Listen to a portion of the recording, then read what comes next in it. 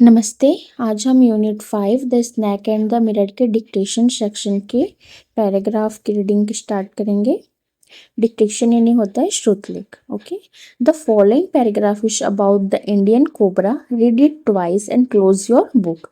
Your teacher will then dictate the paragraph to you. Write it down with appropriate punctuation marks. नीचे दिया गया paragraph भारतीय cobra के बारे में है। इसे 2 बार पढ़ें और अपनी किताब बंद कर लें। इसके बाद आपके शिक्षक आपको यह पैराग्राफ बोलकर लिखवाएंगे। इसे सही विराम चिन्हों के साथ लिखें।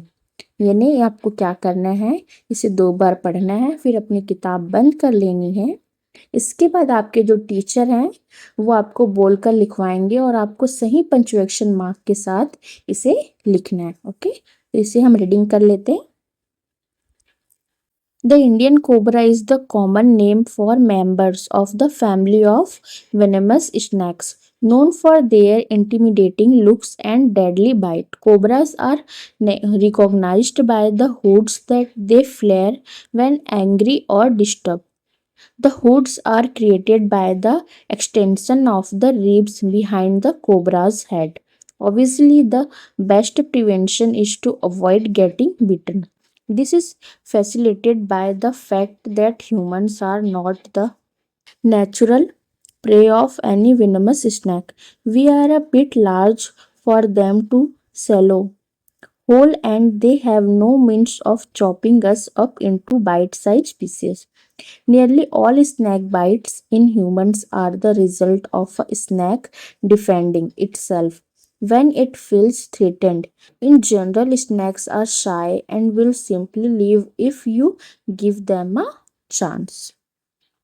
यानी भारतीय कोबरा जहरीले सांपों के एक परिवार के सदस्यों का आम नाम है जो अपने डरावने रूप और जानलेवा डंक के लिए जाने जाते हैं। कोबरा की पहचान उनके फन से होती है जिसे वे गुस्सा होने या परेशान होने पर फैलाते हैं। ये फन कोबरा के सिर के पीछे की पसलियों के फैलने से बनते हैं। जाहिर है बचने का सबसे अच्छा तरीका है कि सांप काटे ही नहीं। यह बात इस तथ्य से आसान हो जाती है कि इंसान किसी भी जहरीले सांप का प्राकृतिक शिकार नहीं होते। हम उनके लिए इतने बड़े होते हैं कि वे हमें पूरा का पूरा निगल नहीं सकते और उनके पास हमें छोटे छोटे टुकड़ों में काटने का भी कोई जरिया नहीं होता। इंसानों में सांप काटने की लगभग सभी घटनाएं तब होती है जब कोई सांप खुद को खतरे में महसूस करता है और अपनी रक्षा करता है। आमतौर पर सांप शर्मीले होते हैं और अगर आप उन्हें मौका दें तो वे बस वहां से चले जाते हैं। तो आप पंक्चुएशन देख लीजिए, चेकलिस्ट। आपको लिखते टाइम किन चीज़ों का ध्यान रखना है। फर्स्ट, कैपिटलाइजेशन यानी कैपिटल लेटर्स, हिंदी में बड़ा अक्षर। The Indian cobra, Indian country name हमेशा कैपिटल लेटर, ओके, कैपिटल होगा। रूल, सेंटेंस की शुरुआत plus proper noun capital, okay. The Indian cobra, तो देखिए इंडियन हमारा क्या है, कैपिटल में है। सेकंड, सेमीकोलन यानी कि अर्धविराम। एंग्री और disturbed, the hoods are created.